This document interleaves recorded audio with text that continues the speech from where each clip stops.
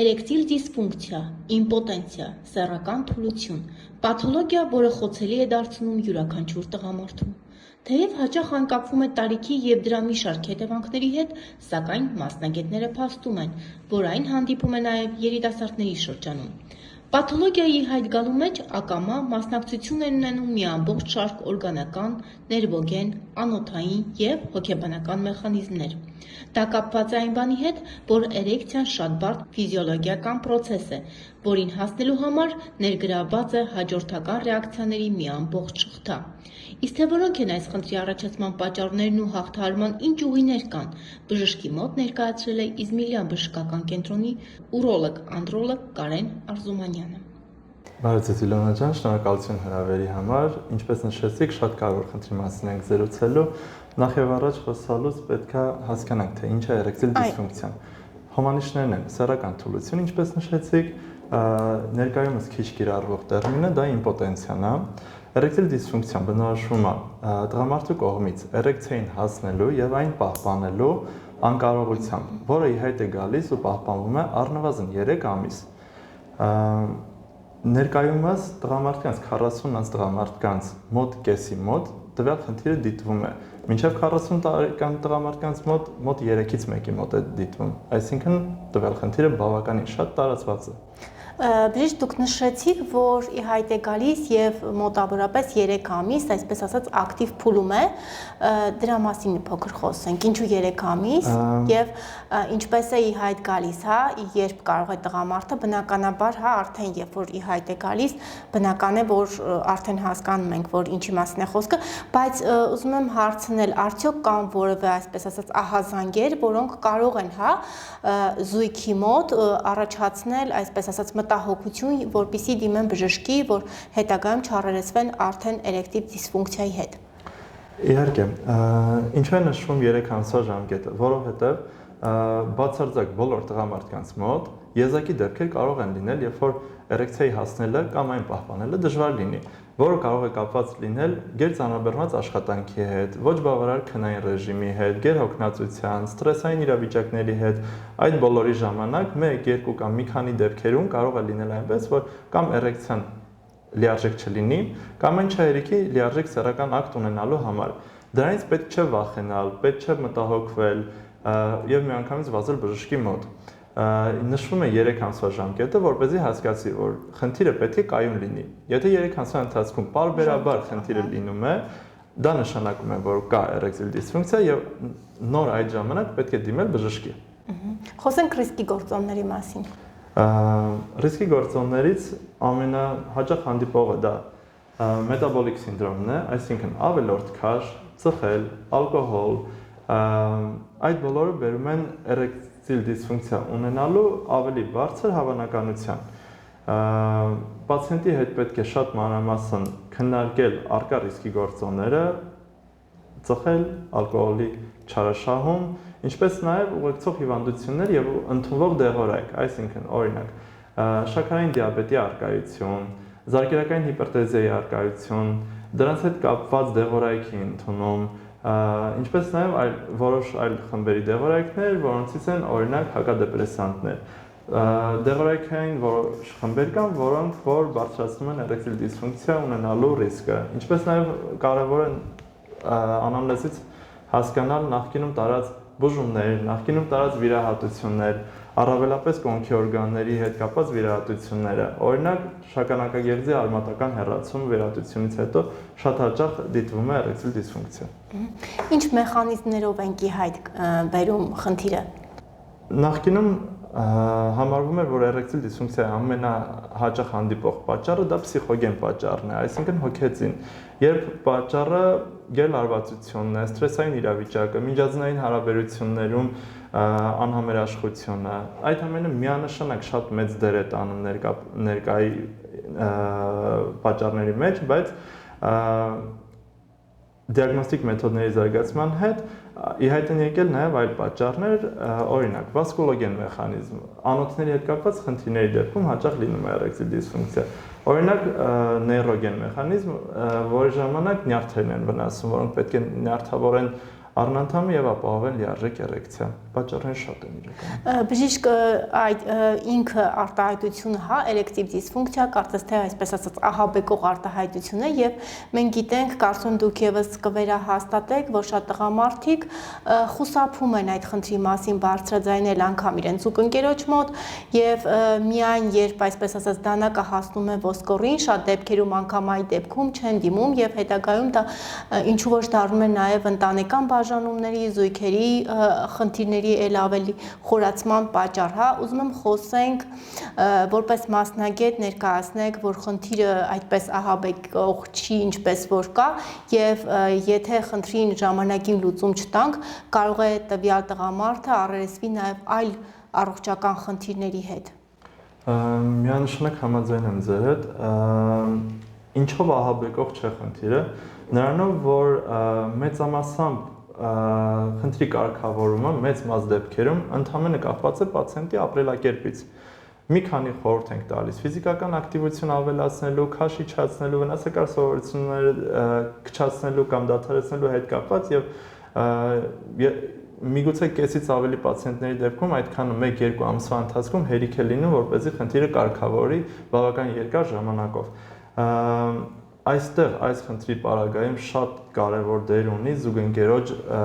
վերաբերմունքը տվյալ խնդրին։ Այսինքն կլինի դա պացիենտի կինը, թե ընկերուհին, պետք է շատ ուշադիր լինեն ձևակերպումների մեջ, գնահատականների մեջ։ Հաճախ պատասխանատու զուգընկերներ են լինում, ովքեր իրենք են խորհուրդ տալիս պացիենտին դիմել բժշկի եւ նույնիսկ իրենց հետ գալիս են։ Դա ողջունվում է որոշ դեպքերում, զուգընկերոջ դերը շատ մեծ է։ Բժիշկ, տեսեք, այ զուգընկերուհին կամ կինը, հա, ինչպես բոլոր տեղերում փաստորեն կանայք են քաջալերողները, այս դեպքում դոմինանտը կինն է, հա, տեսեք, կինը կամ զուգընկերուհին խնդիրը փորձում են բացահայտել երկուսով եւ դիմում են բժշկի, որոնք են ախտորոշման համար անհրաժեշտ, այսպես ասած, հետազոտությունները, դրա մասին եւս խոսենք եւ չվախեցնենք մեր տղամարդկանց, որովհետեւ այս դեպքում եւս կարծես գենդերային հավասարության մասին չենք ուզում խոսել, բայց ամեն դեպքում կանայք շատ ավելի անվախ են, իսկ տղամարդիկ անգամ կան տղամարդիկ, որ մի փոքր ասեղի ծակոցից մեծ ստրես են տանում։ Այս մասին եւս խոսենք եւ հանգստացնենք մեր տղամարդկանց, որ իրականում որևէ լուրջ խնդիրների հետ չեն բախվի, եթե գան բժշկի եւ անցնեն բժշկի ցուցումով հետազոտությունները։ Վախենալու որևէ բան չկա, հետազոտություններից ամենակարևորը դա զրույցն է պացիենտի հետ։ Առաջինը զրույցն է։ Առաջինը զրույցն է, ամենաշատ ժամանակը ծախսում ենք զրույցի վրա։ Նախ պացիենտը պետք է հասկանա, որ կա թյուր կարծիք մեր հասարակության մեջ, որ տարիքի զուգընթաց էրեկտիլ ֆունկցիայի վատ թարացումը դա բնական է, դա նորմալ է, չկա տենց երևույթ, դա միանշանակ սխալ է։ Ճիշտ է, կան տարիք կախյալ գործոններ, որոնք բարձրացնում են ռիսկերը, բայց նույնիսկ 70 տարեկանում մարդ պետք է ունենա լիարժեք էրեկտիլ ֆունկցիա, եթե ունի զուգընկեր ու ցանկանում է այդ ֆունկցիան ունենալ։ Պացիենտը գալիս է, սկսում ենք զրույցից։ Հարցնում ենք նրան, երբ է առաջացել խնդիրը, ինչ ձևով է դրսևորվում, ինչքան ժամանակ է որտեղում է։ Ամենակարևորը պետք է պացիենտը բժշկի հետ անկեղծ լինի, կարծում եմ։ Միանշանակ։ Առաջին գրավականը։ Ժամանակ ենք ծախսում նրա վրա, որ բացատրում ենք նա ամենը ինչ մենք զրուցեցինք, որ պացիենտը հասկանա, որ դա լրիվ նորմալ խնդիր է, հաճախականությունը հանդիպման շատ բարձր է, այսինքն միայն նա չէ, որ ունի այդ խնդիրը, պետք է վստահի բժշկին, պետք է վստահի այն մեթոդներին, որ մենք նրան առաջարկելու ենք։ Զրույցից հետո անցնում ենք այլ հետազոտությունների, որոնցից ամենակարևորը դա ուղղակի ֆիզիկալ զննումն է։ Կատարում ենք արտաքին սեռական օրգանների եւ որովայնի զննում, որպեսզի հասկանանք կա արդյոք որևէ օրգանական շեղում, որը կարող է խանգարել նորմալ էրեկցիա ունենալուն։ Եթե չկա շեղում, անցնում ենք մյուս հետազոտություններին, լաբորատոր եւ գործիքային հետազոտությունների։ Առաջինը, ինչ որ խնդրում ենք պացիենտը անի, դա հանձնի տեստոստերոնի հետազոտություն եւ լիպիդային պրոֆիլ, այսինքն որպեսզի հասկանանք իր արյան մեջ գլյուկոզայի քանակը, հասկանանք խոլեստերինի մակարդակը, որոնք եւ կարող են պատճառ լինել էրեկտիլ դիսֆունկցիայի առաջացմանը։ կա մի հետաքրքիր հետազոտություն, որը ժամանակ ցույց է տվել, որ այն պացիենտները, ում մոտ 40 տարեկանից հետո սկսում է զարգանալ ի հայտ գալ էրեկցիալ դիսֆունկցիա, նրանց մոտ հետագա մի քանի տարվա ընթացքում գրեթե կրկնակի ավելանում է սիրտանոթային խնդիրներ ի հայտ գալու հավանականությունը։ Այդ իսկ պատճառով մենք այս պացիենտներին այդ բացատրում ենք ռիսկերի մասին եւ շատ դեպքերում ուղղորդում ենք նաեւ կանխարգելիչ սրտաբանի կոնսուլտացիայի։ Բժիշկ, դուք նշեցիք, որ առաջին հերթին անկեղծությունն է եւ իսկ երկրորդ, այսպես ասած, արդեն հետազոտությունը ներառում է արտաքին զննությունը։ Ինչ արտաքին շեղումներ կարող են նկատվել, որոնք արդեն իսկ ձեզ համար կարող են հավաստել, որ գործ ունենք իսկապես էրեկտիվ դիսֆունկցիայի հետ։ Հաշվի առնելով մեր հասարակության մեջ սեռական կրթության բացակայությունը, չեմ վախենա այդ բառը օգտագործելուց, շատ պացիենտներ չգիտեն, թե նորման որն է։ Այսինքն, արտաքին զննության ժամանակ մենք կարող ենք հայտնաբերել պարզ խնդիրներ, որոնց մասին պացիենտը նույնիսկ տեղյակ չէ։ Օրինակ, կարող է հայտնաբերվել ֆիմոզ կոչվածը, որի դեպքում առնթամի գլխիկի մերկացումը դժվարացած է, մաշկը դժվար է հետ քաշում։ Կարող է լինել կարճ սանձիկ, որոնց կարող է լինել բորբոքային խնդիրներ, որոնց դեպքում պացիենտը միանշանակ կունենա դիսկոմֆորտ, ցավ սեռական ակտի ժամանակ եւ որպես դրան հետևանք կունենա ցածր ցանկություն, քիչ արտահայտված ցանկություն սեռական ակտի հանդեպ եւ սեռական հարաբերության ընթացքում դիսկոմֆորտ ու ցավ կունենա, որը կդրթի նրան հաջորդ անգամ չցանկանալ հարաբերություն ունենալ կամ դժվարություն լինի հարաբերության ժամանակ։ Բժիշկ, նաև ժառանգական նախատրամադրվածության մասին ժառանգական ֆակտորը այստեղ որևէ դեր ունի։ Ուղիղ համեմատական որևէ դեր կդժվարանամ ասել էրեկտիլ դիսֆունկցիայի զարգացման եւ ժառանգական նախատրամադրվածության հետ, բայց հարակից խնդիրների պարագայում, օրինակ շաքարային դիաբետ, զարկերակային հիպերտենզիա, դրանք ունեն ժառանգական նախատրամադրվածություն, որը եւ տրամաբանորեն կարող է կապակցված լինել հնարավոր էրեկտիլ դիսֆունկցիայի առաջացման հետ։ Բժիշկ, եւ չչարաշահելով մեր տղամարդկանց համբերությունը, խոսենք ի վերջո բուժման մասին։ Բուժման ամենակարևոր մասը պացիենտն է եւ նրա զուգընկերը։ Բուժումը սկսում ենք բացառելով կամ նվազեցնելով առնվազն վնասակար սովորությունները, կարգավորելով ապրելակերպը, որը օգնում է թե ֆիզիկական մարզվածության մակարդակի բարձրացմանը, օգնում է թե հորմոնային շեղումների կարգավորմանը մեծամասամբ, թե պացիենտի կողմից ինքնավստահության ձեռքբերմանը, որովհետև նույնիսկ եթե կա օրգանական պատճառ տվյալ խնդրի, փսիխոգեն պատճառը հետագայում միանում է։ Այսինքն, եթե պացիենտը 1, 2, 3 անգամ նորմալ սեռական ակտ չի ունեցել, հաջորդ անգամների պարագայում իր մոտ արդեն հոգեբանական լարվածություն առաջանում է, եթե նույնիսկ չկար։ Իսկ ապրելակերպի փոփոխությունը մեծամասամբ օգնում է կարգավորել այս խնդիրները։ Խորհուրդ ենք տալիս մարմնամարզություն, սննդակարգի կարգավորում, ավելորդ քաշի նվազեցում, ծխախոտի օգտագործման նվազեցում։ Եթե այս ամենը չեն օգնում, նոր անցնում ենք հաջորդ մեթոդներին։ Սկսում ենք դեղորայքային թերապիայից։ Դեղորայքները մի քանիսն են, դրանց խումբը գրեթե նույնն է։ Դեղորայքը մեզ լրացուցիչ օգտակարություն է ցուցաբերում, օգնում է անոթալայնացում ապահովել եւ արյան մատակարարումը մեծացնել դեպի առնանդամ, ինչով եւ հեշտանում է էրեկցիայի process-ը։ Շատ պացիենտներ կան հարցնում են դեղորայքը ընդունելու ժամի հետ կապված։ Հաճախ ժամը իրականում ուղիղ համեմատական կապ չունի սեռական ակտը սկսելու հետ, եթե նշանակված է բուժումը կուրսով, կարող են ընդունել թե առավոտյան, թե երեկոյան, ընդունելուց հետո գնալ աշխատանքի, որովհետև իրենց դիսկոմֆորտ տվյալ դեղորայքը չի առաջացնում, դեղորայքի ազդելու համար, էրեկցիա առաջանալու համար անպայման պետք է արտաքինից գրգիռ, այսինքն պետք է սիրախավ զուգընկերոջ հետ տրամադրվածություն սեռական ակտ ունենալու համար, որից հետո նոր հարաբերությունը կարող է սկսվել։ Բժիշկ, եւ մի հարց, որը մեզ տվել էին մեր հետևորդները, խնդրել էին հնչեցնել, տեսեք, կարող է առողջ տղամարդը, սեռական կյանքով առողջ ապրող տղամարդը այս սեռական խթանիչներ օգտագործելու դեպքում հետագայում արդեն բախվի էրեկտիվ դիսֆունկցիայի հետ, սա կարող է նպաստել։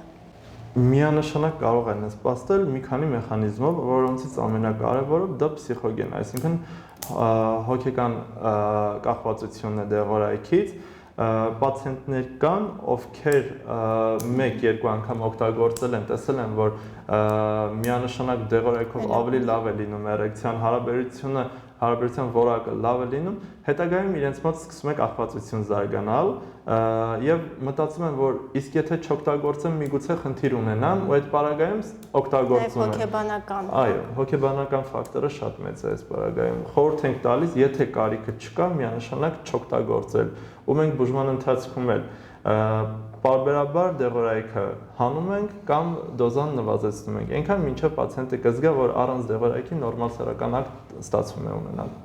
Բժիշկ, դուք ամբողջ զրույցի ընթացքում կարմիր գծով կարծես թե նշում եք, որ ամենակարևորը առաջին հերթին շատ արագ դիմել, հա, խնդրի այսպես ասած մոտ լինելու դեպքում արագ դիմել բժշկի։ Ես ուզում եմ խոսենք անդառնալի հետևանքների մասին, երբ մատների արանքով ենք նայում խնդրին կամ գուցե ամաչում ենք կամ վախի զգացողություն կա կամ չգիտեմ ընտանեկան խնդիրների հետ կապված որոշակի դիսկոմֆորտի հետ կապված խնդիրներով պայմանավորված չեն դիմում, հա, բժշկի ինչ հետևանքներով է հղի եւ արդյոք այս շատ ավելի ուշ փուլում հայտնաբերելու դեպքում խնդիրը հնարավոր է այլևս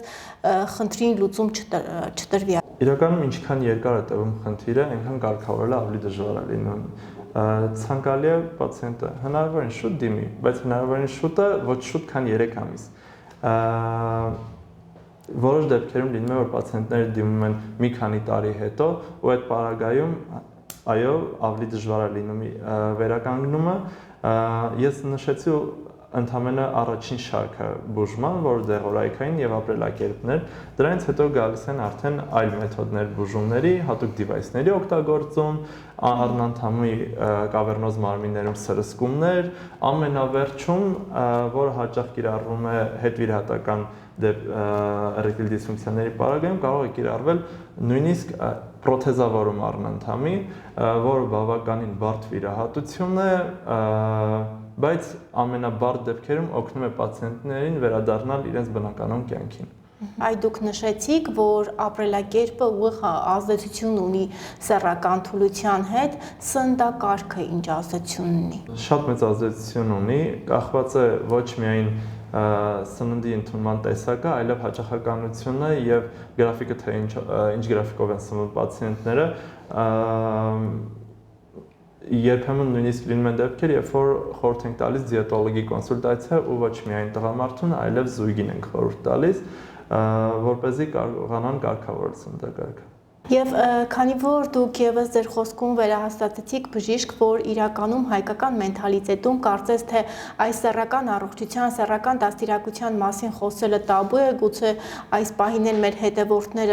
հետևորդներից մեկը որոշի, որ կին ու տղամարդ խոսում են այսինչի մասին, չմտածելով, որ երկուսս էլ մասնագետ ենք, ես հանրությանը ներկայացնում եմ խնդիր, որ իսկ դուք բժիշկ եք, որը վաստում է խնդրի վերացմանը, ուզում եմ այդ մասին խոսենք, թե ինչ խնդիրներ կարող է առաջացնել այդ վախերը եւ մենթալիտետի հետ կապված խնդիրները։ Միանշանակ մենք մենթալիտետի հետ խնդիր ունենք։ Նախ պացիենտները պետք է կարողանան իրենց զուգընկերոջ հետ շփվեն, հասկանան խնդրի առկայությունը, խնդրի էությունը, որտեղ մեծամասամբ եթե կարողանան իրենց զուգընկերոջ հետ այս խնդրի մասին զրուցել, շատ պացիենտներ մինչև մեր սենյակ չեն էլ հասնի։ Խնդիրը կկարգավորվի մինչ բժշկի դիմելու փուլը։ Քանի որ մեր հասարակության մեջ ընդունված է, որ տղամարդը ուժեղ է, ինքը պետք է խնդիր չունենա, խնդիր ունենալու պարագայում ինքնուրույն պետք է այդ խնդիրը կարգավորի, դրա համար շատ դեպքերում չեն դիմում։ Կամ մտածում են, որ տարիքային նորմա է, այսպես էլ պետք է լինի, բացարձակ չէ։ Մի վախեցեք, մի կաշկանդվեք, դիմեք, ընդհանրապես մեծամասամբ մեկ այցով այս խնդիրների մեծ մասը կարգավորվում է։ Շնորհակալ եմ բժիշկ։ Շնորհակալ եմ այս փակ թեմայի մասին մանրամասը եւ մասնագիտական զրույցի համար։ Շնորհակալ եմ։ Շնորհակալություն, հաջողություն ձեզ։